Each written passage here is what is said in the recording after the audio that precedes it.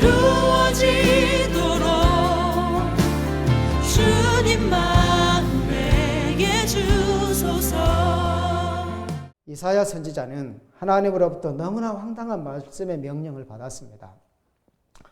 그 명령이 무엇이었냐면 우리 1절, 2절 말씀 함께 읽어보도록 하겠습니다. 시작. 아수르의 사르곤 왕이 다르단을 아수도스로 보내매 그가 와서 아도서 쳐서 취하던 해니라. 그때에 여호와께서 아모스의 아들 이사야에게 말씀하여 이르시되 어찌하다 내 허리에서 배를 끄르고 내 발에서 신을 벗을지니라.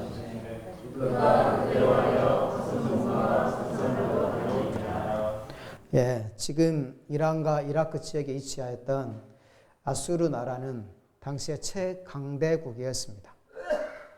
아수르의 사르곤 왕은 북이스라엘을 이미 정복하였습니다. 계속해서 남쪽을 정복하기 위하여서 특히 애굽을 정복하기 위해서 남유다 왼쪽에 지금 진을 치고 있습니다.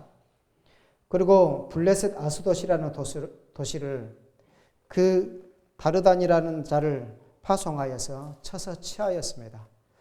여러분, 아수르 왕이 생각할 때 유다라는 나라는 사실 계산에 넣지도 아니하였습니다. 왜냐하면 너무나 약한 나라였습니다. 그래서 아수르 왕은 유다라는 나라는 신경도 쓰지 아니하였습니다. 여러분, 이러한 역사적인 배경을 가지고 있었다면 지금 유다의 입장에서는 얼마나 큰 위기에 처해 있습니까? 한번 생각해 봅시다. 우리나라에 그 중국이 엄청난 무기와 군사들을 이끌고 밀고 내려온다고 생각해 봅시다. 그리고 이미 북한은 다 먹혀버렸고 남쪽에 있는 그 일본까지 먹으려고 중국이 밀고 내려온다면 우리나라는 위기 가운데 위기일 것입니다. 지금 상황이 유다라는 나라의 상황이 바로 그러한 상황입니다. 이렇게 위급한 상황에서 하나님의 백성이었던 유다의 눈에 들어왔던 것은 뭐였냐면 애굽이라는 나라가 유다의 눈에 들어왔습니다. 왜 애굽이었습니까? 당시 애굽은 아수르와 그 어깨를 나란히 하였던 또 다른 강대국이었습니다. 유다 입장에서는 애굽을 의지해야만 살 수 있을 것 같았습니다. 그래서 그들은 눈에 보이지 아니하는 하나님보다는 애굽을 의지하게 되었습니다. 그리고 유다 사람들 가운데 이미 애굽으로 떠난 사람들도 있었고 유다 나라 백성 안에는 그 애굽을 좋아하는 친애굽파가 있기도 했습니다. 여러분, 하나님은 이러한 역사적인 배경 속에서 이사야 선지자에게 황당한 지금 명령을 내리고 있습니다. 그 명령은 뭐였냐면 2절 하반절에 있는 말씀처럼 내 허리에서 배를 끄르고 내 발에서 신을 벗을지니라, 그러한 명령을 내리고 있습니다. 지금 제가 입었던 옷은 상의 옷과 하의 옷이 구별되어 있던 옷이죠. 그런데 이스라엘 백성 그 나라의 옷은, 당시의 옷은 윗도리와 아랫도리가 붙어있는 통으로 입었던 그러한 옷이죠. 그러한 옷이기 때문에 그 통을 벗어버리면 누드 차림이 될 수밖에 없는 그러한 상황이죠. 어떠한 학자들은요, 이사야 선지자가 당시에 팬티처럼 입었던 것을 걸쳤을 것이다. 또 어떠한 학자들은 그것마저도 걸치지 아니했을 것이다. 그런 주장을 하고 있는데요. 어찌됐든 간에 학자들의 견해 차이가 있지만 어쨌든 간에 지금 그 옷을 벗어버리면 누드인 것은 틀림이 없습니다. 그리고 옷도 벗어버리고 신발도 벗어버리라, 그렇게 명령하고 있습니다. 그러니까 벌거벗은 몸과 벗은 발입니다. 지금 황당하고 기가 막힌 그런 이야기가 아니겠습니까? 여러분, 이러한 말씀을 저와 여러분들에게 주신다면 우리 같으면 하나님의 말씀에 순종할 수 있겠습니까? 예를 들어서요, 제가 지금 강단에 지금 이사야 선지자에게 똑같은 명령을 내렸던 말씀을 내가 순종을 했다고 생각해 봅시다. 윗도리도 벗었습니다. 아랫도리도 벗었습니다. 혹시나 이제 팬티 차림만 입고 하나님의 말씀을 증거한다고 생각해 봅시다. 저 역시도 여러분들 앞에서 창피해서 전달하지도 못할 것이고, 보고 있는 여러분들도 눈을 어디에 둬야 될지 모르는 지금 그러한 상황일 것입니다. 더군다나 이사야 선지자가 벌거벗고 사는 것은 애연할 때만 벌거벗고 살아라는 것이 아니라 평상시에도 예루살렘 거리를 벌거벗은 모습으로 다니라는 그러가 명령이었습니다. 그런데 3절에 보면 그 기간이 얼마나 됩니까? 하루 동안 다니라는 것도 아니었습니다. 이틀 동안 다니라는 것도 아니었습니다. 한 달 동안 다니라는 것도 아니었습니다. 무려 3년 동안이나 예루살렘 거리를 벌거벗고 다니라는 것이었습니다. 여러분, 이러한 일이 지금 오늘날 현실에 이러한 일이 이루어졌을 때 SBS 세상에 이러한 일이라는 프로그램에 이사야 선지자는 나올 수밖에 없겠죠. 그런데 이사야 선지자는 너무나도 황당한 하나님의 이 명령 앞에 그는 순종하였습니다. 우리 2절 말씀 다시 한번 읽어보겠습니다. 시작. 그때 여호와께서 아모스의 아들 이사야에게 말씀하여 이르시되 갈지어다 내 허리에서 배를 끄르고 내 발에서 신을 벗을지니라 하시매 그가 그대로 하여 벗은 몸과 벗은 발로 다니니라. 후반절에 이렇게 말씀하죠. 그가 그대로 하여 벗은 몸과 벗은 발로 다니니라 그랬습니다. 여러분, 우리는 이 모습을 보셔야 합니다. 여러분, 이사야 선지자에게 하나님의 명령이 떨어졌었을 때 하나님의 말씀이 도무지 자기에게는 이해가 되지 아니하였지만은 도무지 받을 수 없는 그런 말씀이었지만은 정말로 수치스러운 일이었지만은 정말로 너무나 세상 살아가기가 치욕스러운 일이었지만은 도저히 감당할 수 없었던 일이었지만은 그는 하나님의 명령에 그대로 순종하였습니다. 도저히 감당이 안 되니까 처음에는 그랬겠죠. 오 하나님, 세상이 이럴 수 있습니까? 내가 선지자인데, 내가 경건하게 살던 하나님의 말씀을 전하는 선지자인데 어떻게 해서 벌거벗은 모습으로 거리를 다니게 할 수 있겠습니까? 그러한 식의 말씀입니다. 그런 하나님의 말씀에 떨어지자 이사야 선지자는 즉시로 옷을 벗어 던졌습니다. 그대로 순종하였다라는 것입니다. 그런데요, 사실 이사야 선지자보다 더 엄청난 것을 순종하신 분이 계십니다. 바로 누굽니까? 우리 예수님이십니다. 사실 조금만 생각해 보면 하나님의 독생자이신 아들이 이 땅에 내려오는 것은 이해가 되지 아니하는 말씀입니다. 도무지 상상할 수 없는 일이죠. 더 나아가서 거기에다 죄 없는 분을 향하여서 하나님께서는 죄인이 되라고 그렇게 말씀을 하셨습니다. 또한 예수님을 향하여서 죄인이 되어서 침뱉음을 당하고 뺨을 맞고 희롱과 조롱을 당하라는 것이었습니다.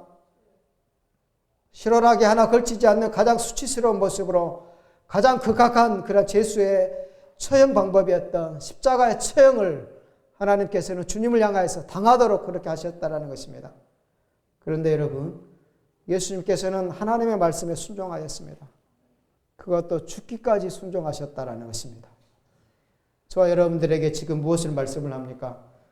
우리가 하나님의 일을 감당하려고 할 때 어떤 때는 그 말씀이 이해되지 아니하는 말씀도 있을 것입니다. 그리고 그것이 하나님의 말씀이지만은 도무지 받을 수 없는 그런 말씀이 있을 수도 있을 것입니다.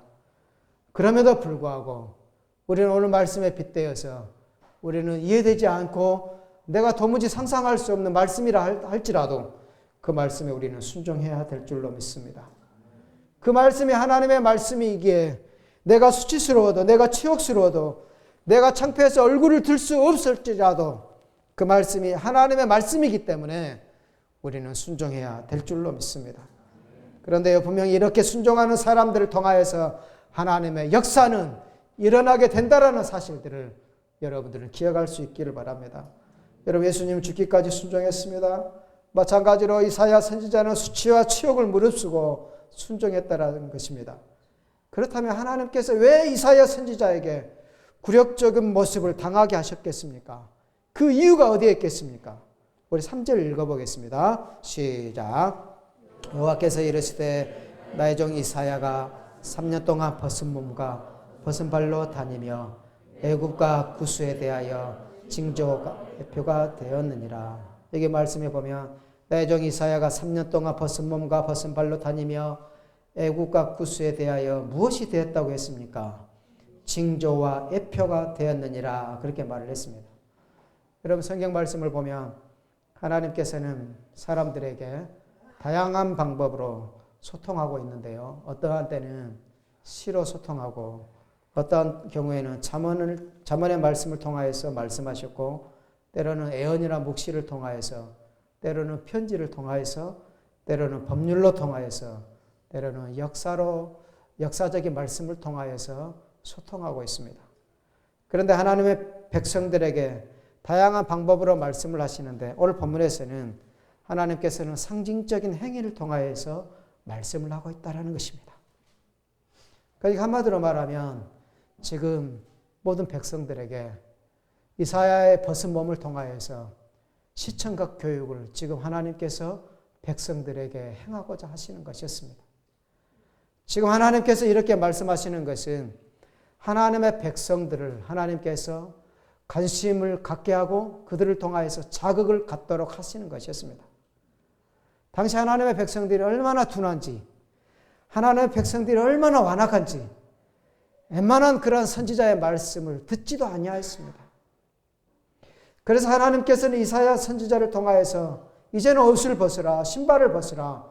그리고 3년 동안 예루살렘 거리를 벌거벗은 모습으로 다니면서 네가 하나님의 백성들에게 전하고자 하시는 그런 메시지를, 그런 모습을 통하여서 전해라. 그러면 백성들이 이제는 들을 것이다. 이제는 깨달을 것이다. 그러한 말씀을 지금 이사야 선지자에게 주셨다라는 것입니다. 그러면 그들에게 내렸던 메시지는 뭡니까? 우리 4절 말씀 보겠습니다. 시작.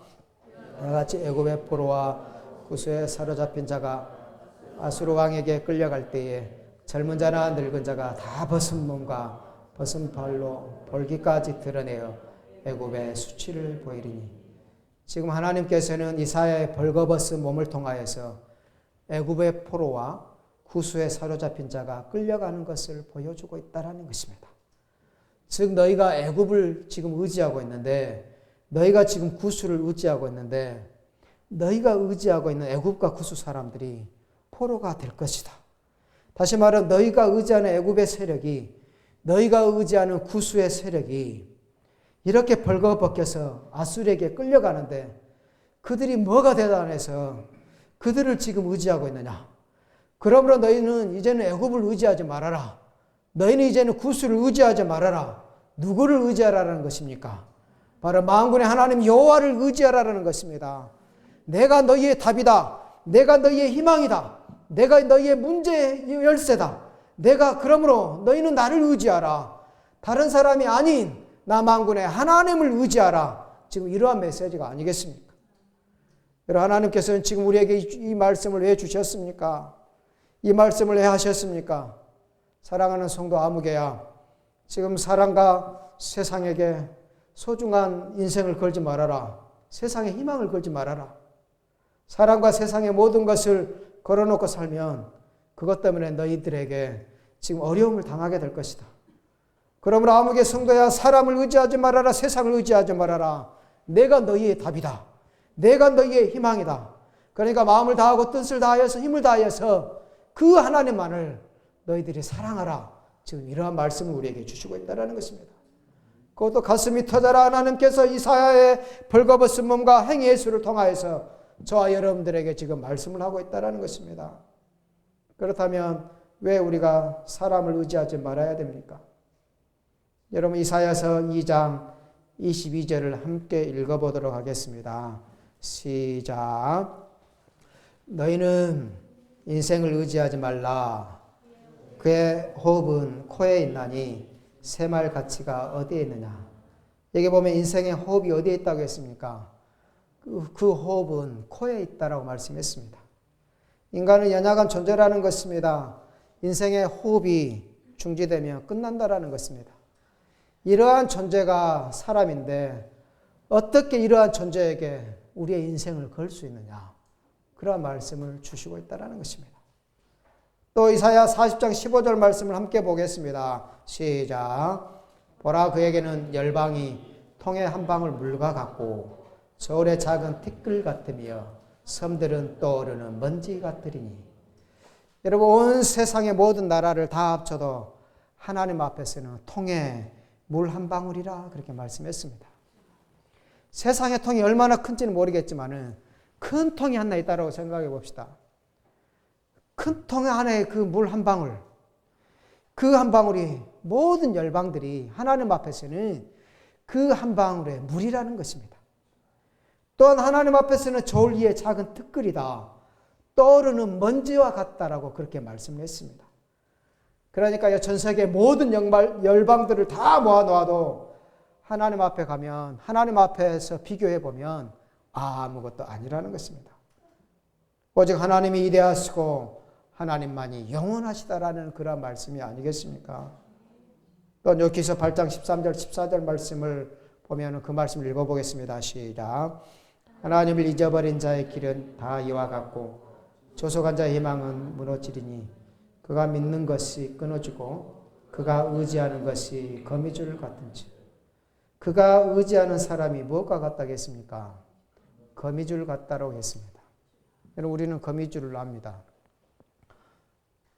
저녁에 거미가 열심히 거미줄을 치지요. 그러면 그 그물을 여러 가지의 그 곤충들이 알지 못하고 그 거미줄에 걸립니다. 우리가 아침이 되면 거미줄이 걸려 있으면 어떻게 합니까? 그냥 손으로 아니면 막대기로 그 거미줄을 쉽게 제거를 합니다. 그렇게 쉽게 제거할 수 있는 거미줄에 저와 여러분들을 올려놓으면 잘 버텨내겠습니까? 아니면 그 거미줄에 우리의 일터를, 우리의 사업체를 올려놓으면 잘 버텨내겠습니까? 그 거미줄에 저와 여러분의 자녀를 올려놓으면 그 자녀들이 견뎌내겠습니까? 그런데요, 사람을 의지하고 세상을 의지하는 것은 여러분 거미줄을 의지하는 것과 같다라는 것입니다. 그러므로 우리는 거미줄을 의지하는 것이 아니라 하나님을 의지하시기를 정말로 간절히 원합니다. 그러니까 하나님을 제쳐놓고 세상을 의지하는 것은 거미줄을 지금 타고 있는 것과 같다라는 것입니다. 그러므로 저와 여러분들은 세상을 의지해서는 안 될 줄로 믿습니다. 여러분, 하나님은 우리가 의지할 대상이라는 사실들을 기억할 수 있길 바랍니다. 이사야서 12장 2절 말씀에 보면 읽어보겠습니다. 시작. 보라, 하나님은 나의 구원이시라. 내가 신뢰하고 두려움이 없으리니 주 여호와는 나의 힘이시며 나의 노래시며 나의 구원이심이라. 아멘. 여기 말씀에 보면 주 여호와는 나의 힘이시며 나의 노래시며 나의 구원이시라 그랬습니다. 그러므로 세상과 사람은 인간의 힘이 될 수 없습니다. 여러분, 하나님만이 우리의 힘이 되신 줄로 믿습니다. 세상과 사람 우리의 노래가 될 수 없다라는 것입니다.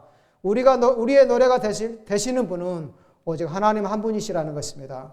세상과 사람은 인간의 구원자가 아니라는 것입니다. 하나님만이 인간의 구원자가 되신다는 사실들을 기억할 수 있기를 바랍니다. 1967년도 6월 4일부터 6월 9일까지 일어났던 6.1 전쟁이 있었습니다. 당시에 아랍이 1차, 2차 전쟁을 일으켰지만 실패했습니다. 마지막 전쟁을 일으켰는데요. 이번에는 13개 아랍의 여러 나라들이 연합해서 이스라엘을 공격해 옵니다. 그때 이스라엘 나라의 인구는 몇 명이었냐면 250만 명이었습니다. 그렇다면 아랍연합국 13국의 연합국의 인구는 얼마였는가? 바로 2억 5천만이었습니다. 그러니까 2억 5천만 하고 25만 명하고 지금 싸움을 하는데 게임이 되겠습니까? 싸움이 시작되었습니다. 아랍에 있는 사람들이 연구를 했습니다. 지난번 전쟁에서 힘으로 싸우고자 했는데 실패했고 또 무기로 싸움을 하고자 했는데 실패했기 때문에 이번에는 또 다른 작전을 세웠습니다. 그 작전이 뭐였냐면 바로 안식일날, 주일날 그 이스라엘을 공격했습니다. 즉 모든 유대인들이 회당에서 기도하고 군인들도 회당에서 예배하는 그 시간에 그들이 연합국이 이렇게 공격을 했습니다. 아랍에 있는 비행기와 군함과 육해공군이 다 달려들어서 작은 이스라엘 땅을 초토화시켜 버렸습니다. 공항이고 비행기고 여러 가지 무기의 모든 것들을 다 파괴를 해버렸습니다. 6일 만에 전쟁이 끝났습니다. 그렇다면 누가 전쟁을 이겼겠습니까? 바로 이스라엘이 이겼다라는 것입니다. 이스라엘 250만 명이 2억 5천만 명과 싸워서 이겼던 것이었습니다. 그때 이스라엘의 애꾸는 장군이었던 모세 다얀이라는 장군이 그 싸움에서 이긴 것을 세계 앞에 보고를 합니다. 그리고 모든 군인들을 모아놓고 무기를 공개를 했습니다. 사람들은 어떤 무기인가 이렇게 생각을 했습니다. 그런데요, 비행기가 나오고 미사일이 나오고 핵폭탄이 나오고 그럴 줄 알았는데 군인들의 주머니에서 조그만 성경들이 나왔습니다. 그리고 그들은 분명하게 말씀을 했습니다. 우리의 무기는 하나님의 말씀이고 특별히 시편 121편 1절의 말씀이라 그렇게 말을 했습니다. 우리 읽어보겠습니다. 시편 121편 1절 시작. 눈을 들어 산을 보니 나의 도움이 어디서 올까? 나의 도움이 천지를 지으신 여호와에게서로다. 우리가 다 아는 말씀이 아니겠습니까? 여러분 이 말씀처럼 우리의 능력이 어디에서 온다라는 것입니까? 우리의 능력이 바로 하나님에게서 온다라는 것입니다. 하나님만이 우리의 힘이시라는 것입니다. 하나님만이 우리의 노래시라는 것입니다. 하나님만이 우리의 구원이시라는 것입니다.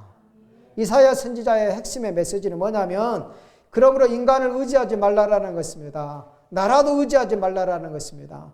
자기 자신도 의지하지 말라라는 것입니다. 물론 사람들은 사람들과의 관계를 맺고 살기 때문에 사람들이 결국은 필요하지만은 중요한 것은 사람은 의지할 대상이 아니라는 것입니다. 사람은 사랑할 대상뿐이라는 것입니다. 오직 우리의 의지할 대상은 바로 하나님 한 분뿐이라는 것입니다.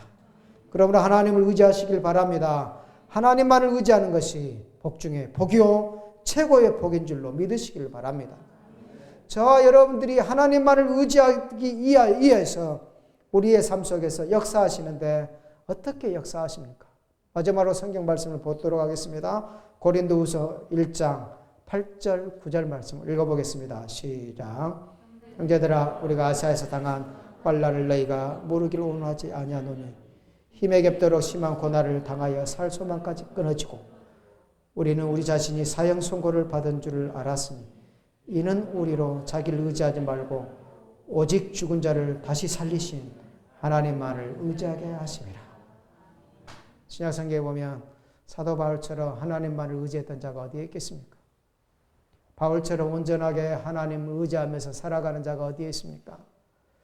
그러한 바울에게도 오늘 말씀에 보면 하나님은 힘에 겹도록 심한 고난을 당하게 하시고 사형 선고를 받은 것 같은 고통을 주셨다는 것입니다.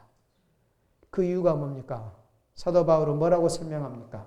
이것은 우리로 자기를 의지하지 말고 오직 죽은 자를 다시 살리시는 누구를 의지하기 위함이었습니까?